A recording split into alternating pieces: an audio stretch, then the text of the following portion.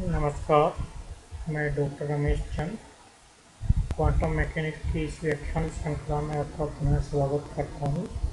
पिछले दो लेक्चर में मैंने आपको बताया कि किस तरह से ब्लैक बॉडी रेडिएशन स्पेक्ट्रम को प्राप्त होता है और उस स्पेक्ट्रम की विशेषताएं क्या होती है और तत्कालीन जो क्लासिकल थ्योरी बेस्ड जो लास्ट है उनमें क्या कमियाँ थी, उनको किस तरह से एलेबोरेट करके ये बताया गया कि क्लासिकल मैकेनिक्स जो है वो इस ब्लैक बॉडी रेडिएशन स्पेक्ट्रम को पूरी तरह से समझने में असमर्थ है। आज हम देखेंगे कि किस तरह से ब्लैक बॉडी रेडिएशन स्पेक्ट्रम के द्वारा नई थ्योरीज का डेवलप हुआ।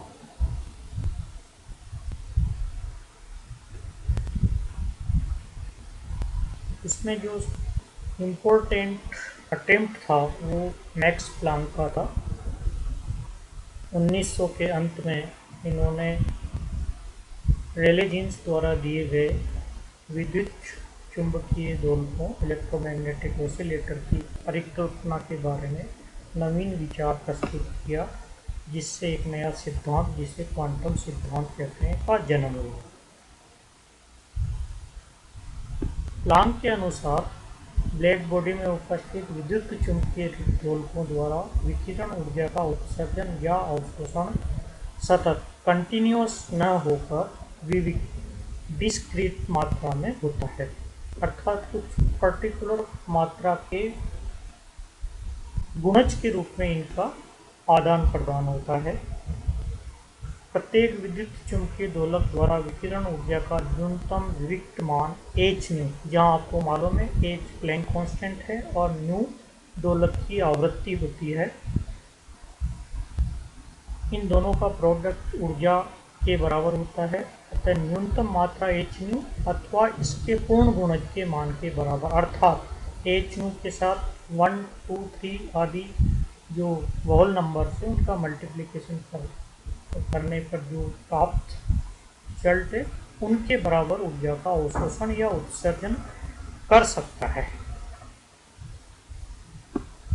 ये भी आपको मालूम है h का जो मान है वो होता है 6.62 × 10⁻34 जूल इंटू सेकंड। वह न्यूनतम मान जिसका परस्पर विनिमय होता है, एक्सचेंज होता है, उसे क्वांटम कहते हैं। अब हमारे इस एग्जाम्पल में वो क्वांटम h न्यू है। इस सिद्धांत को क्वांटम सिद्धांत या क्वांटम थ्योरी कहा जाता है। इस क्वांटम थ्योरी का इस्तेमाल करके प्लैंक ने ऑसिलेटर के लिए मीन एनर्जी निम्न प्रकार से निकालने की अटेम्प्ट किया।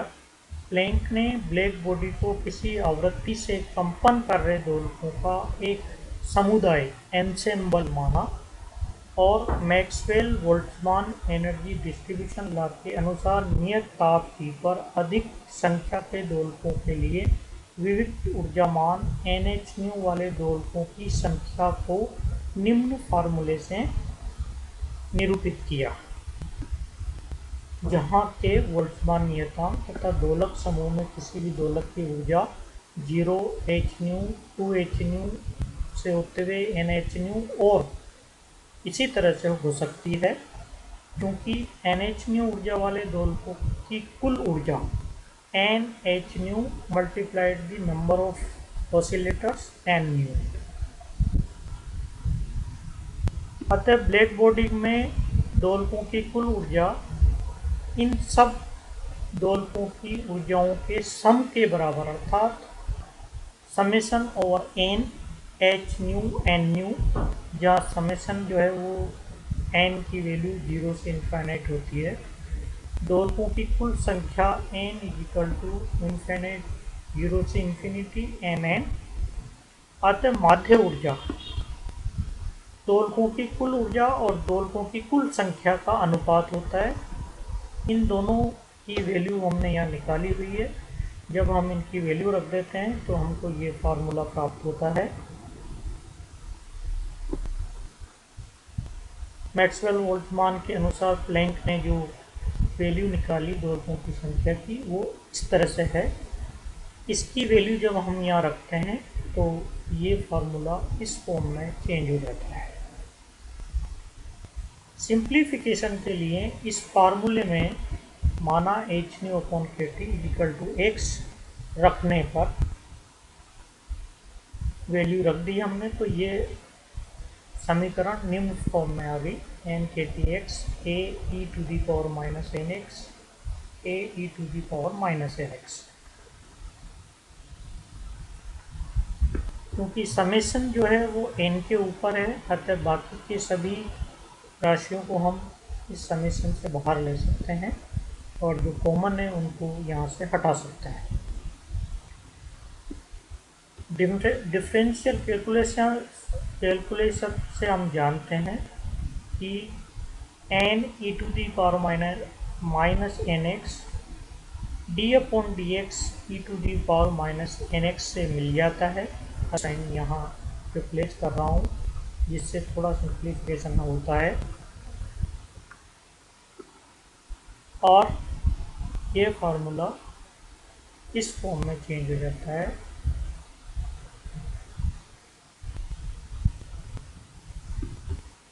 हम ये भी जानते हैं कि summation E to the power minus N X एक सीरीज है जो इन्फिनिट सीरीज है, जिसका sum 1/1 minus E to the power minus N X होता है। क्योंकि D by D X of summation E to the power minus X just given as the value of this summation E to the power minus X from this relation, तो हमने इसको यहाँ रख दिया। जब इसका डिफ्रेंशिएशन हम करते हैं तो ये हमको मिलता है। जब हम इस फार्मूले में जो एवरेज एनर्जी है summation N E to the power minus N X divide D X और ई माइनस एन एक्स की वैल्यू रखते हैं, तो ये इस फॉर्म में चेंज होता है, minus X K T minus E to the power minus X upon 1 minus E minus X का whole square summation E to the power minus X N X की जो वैल्यू हमने रखी है ये। जब इनको सिंप्लीफाई करते हैं, ये जब न्यूमरेटर में पहुंच जाता है तो एक स्क्वायर से कैंसिल होता है और हम दोनों माइनस और माइनस प्लस हो जाते हैं। हमको मिलता है X K T E to the power minus X upon 1 minus E minus X. E minus X को जब मैं नीचे लाता हूँ तो ये E to the power plus X हो जाता है, और इसको इस के अंदर मल्टीप्लाई करते हैं तो ये फॉर्म चेंज करके हमको मिलता है X K T upon E to the power X minus 1। चूँकि हमने पहले H nu upon K T को एक्स लिया हुआ है, इस एक्स की वैल्यू मैं पुनः H nu upon K T रख देता हूँ तो मुझे एवरेज एनर्जी की वैल्यू मिल जाती है, जो कि H nu upon E to the power H nu upon K T minus 1 होती है। ये ब्लैक बॉडी रेडिएशन की कैविटी के अंदर इलेक्ट्रोमैग्नेटिक रेडिएशन की एवरेज एनर्जी को शो करता है, जो केवल ऑसिलेटर की फ्रिक्वेंसी और कैविटी के टेम्परेचर पर डिपेंड करती है। अब हम उस जो एवरेज एनर्जी हमने निकाली उसका उपयोग करके प्लैंक रेडिएशन लॉ निकालते हैं। प्लैंक के अनुसार टी ताप पर ब्लैक बॉडी से न्यू प्लस डी न्यू आवृत्ति प्रकाश में उत्सर्जित विकिरणों का ऊर्जा घनत्व U nu D nu is equal to number of mode of oscillations multiply by the average energy.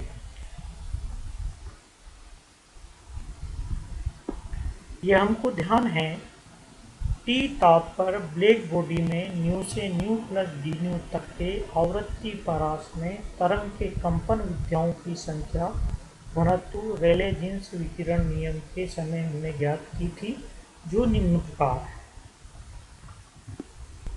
N nu D nu eight pi nu square C cube D nu, और दोलक की माध्य ऊर्जा जो अभी इससे पहले हमने ज्ञात कर रखी है E to the power H nu upon E H nu upon K T minus 1। इन दोनों की वैल्यू जब उक्त फार्मूले में हम रखते हैं तो ताप टी पर ब्लैक बॉडी से न्यू प्लस डी न्यू आवृत्ति परास में उत्सर्जित विकिरणों का ऊर्जा घनत्व हमको प्राप्त होता है U nu D nu 8πh nu cube upon C cube 1/e⁻h nu upon K T -1 D nu. ये जो इक्वेशन है इसको प्लैंक रेडिएशन लॉ कहते हैं in terms of frequency interval D nu. इसी प्रकार यदि हमको मालूम है nu equal to C upon lambda होता है, जब इसका डिफ्रेंशिएशन करते हैं तो D nu C upon lambda square D lambda absolute value हमको मिलती है। तो इस फार्मूले में यदि मैं न्यू और डी न्यू की ये वैल्यू रख देता हूँ तो टी ताप पर ब्लैक बॉडी से लेमडा तथा लेमडा प्लस डी लेमडा के मध्य तरंग दैर्ध्य परास में उत्सर्जित विकिरणों का ऊर्जा घनत्व मुझे मिलता है, जो यहाँ मैंने दिखाया हुआ है 8πhc upon lambda 5 1/e⁻h upon lambda K T -1 D lambda. ये प्लांक विकिरण नियम कहलाता है इन टर्म्स ऑफ वेवलेंथ रेंज। उक्त समीकरण से प्राप्त आरेख को प्रायोगिक रूप से ज्ञात करके जब ब्लैक बॉडी से प्राप्त प्रायोगिक आरेख के साथ मैच किया गया तो ये पूर्ण रूप से मैच हो जाता है, जो ये प्रदर्शित करता है कि प्लैंक की जो हाइपोथेसिस है वो अपने आप में पूर्ण है और इसको एक सिद्धांत के रूप में स्थापित मान लिया गया है।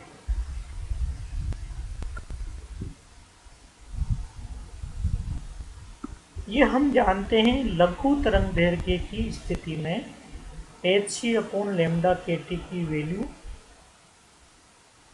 hc अपॉन के टी की वैल्यू लेमडा की तुलना में कई गुना ज़्यादा होती है, अर्थात हम ये भी कह सकते हैं hc upon lambda K T very greater than 1। तो प्लैंक विकिरण नियम में जो कि मैंने यहाँ लिखा हुआ है 8πhc अपॉन लेमडा 5 1/this, इसमें जब एप्रोक्सीमेशन हम लेते हैं क्योंकि हमको मालूम है ये पार्ट 1 की तुलना में काफ़ी ज़्यादा है, तो इस 1 को यहाँ नेगलेक्ट कर दें तो हमको मिलता है 1/e⁻h upon lambda K T, जिससे हमको वैल्यू मिलती है 8πhc upon lambda 5 e⁻h upon lambda K T D lambda. इसको हम लिख सकते हैं a upon lambda 5 e⁻a upon lambda T D lambda, जहाँ a 8πhc है और a जो है वो hc अपॉन k है। ये जो इक्वेशन रिप्रोड्यूस हुई है ये एक्चुअली विन का विकिरण नियम है जो हम पिछले लेक्चर में देख चुके हैं, अर्थात स्मॉल वेवलेंथ लिमिट पे विन विकिरण नियम का रिप्रोडक्शन प्लैंक रेडिएशन लॉ से हो जाता है। इसी प्रकार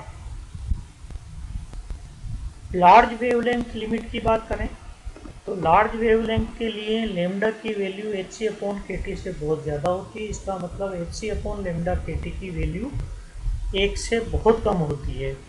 तो e⁻h upon lambda K T का जब हम विस्तार करेंगे एक्सपोनेंट निकालेंगे इसके, तो इसमें केवल फर्स्ट 2 टर्म को हम यहाँ रखें, बाकी सबको नेग्लिजिबल मान के छोड़ दें और इसको प्लैंक विकिरण नियम में रखें, तो सिंप्लीफिकेशन के बाद 8πhc upon lambda 5 1/1 plus hc upon lambda K T -1 D lambda मिलता है, जिसका अगर हम सिंप्लीफिकेशन करेंगे तो हमको मिलेगा 8π के T upon lambda 4 D lambda. ये रेले जीन्स का विकिरण नियम है जो हमने पिछले लेक्चर में देख चुके हैं। तो रेले जीन्स का विकिरण नियम भी प्लैंक कांस्टेंट से प्राप्त हो जाता है, अर्थात शॉर्ट वेवलेंथ लिमिट और लॉन्गर वेवलेंथ लिमिट में जो रेडिएशन लॉ है वो प्लैंक रेडिएशन लॉ से हमको मिल जाते हैं। चलिए हम अब बात करते हैं स्टीफन बोल्ट्जमैन लॉ की। नियत ताप पर ब्लैक बॉडी से सभी तरंग दैर्ध्य वाली विकिरणें उत्सर्जित होती हैं। यदि टी ताप पर ब्लैक बॉडी से लेमडा प्लस डी लेमडा तरंग दैर्ध्य परास से उत्सर्जित विकिरणों का ऊर्जा घनत्व यू लेमडा डी लेमडा हो, तो ब्लैक बॉडी से उत्सर्जित विकिरणों का कुल ऊर्जा घनत्व यू लेमडा डी लेमडा का पूरी रेंज के अंदर इंटीग्रेशन करके हम प्राप्त कर सकते हैं, जहां U lambda D lambda Planck विकिरण नियम से 8 pi H C upon lambda by 1 upon E H C upon lambda K T minus 1 D lambda होता है। इनकी वैल्यू जब रखते हैं तो जो कॉमन है, जो कॉन्स्टेंट्स हैं, उनको हमने बाहर निकाल लिया। वेरिएबल्स को एक नए वेरिएबल में रिप्लेस किया, H C upon lambda K T equal to 1, जिसके वेरिएबल के डिफ्रेंशिएशन भी हमने निकाल करके इनकी वैल्यू जब इस फार्मूले में रखते हैं तो हमें ये इस फॉर्म में प्राप्त होता है। इस इंटीग्रेशन में कुछ कॉन्स्टेंट्स और हैं जिनको हम बाहर निकाल लेते हैं, तो हमारे पास जो वैल्यू प्राप्त हो रही है वो X cube upon E X minus 1 D X integration है। ये एक स्टैंडर्ड इंटीग्रल है जिसका मान 5 पाई पावर 4 अपॉन 15 होता है।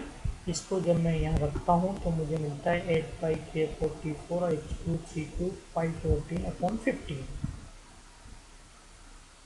जब इसको सिंप्लीफाई करते हैं तो ये होता है 8 pi 5 A 14 15 C cube H cube T to the power 4।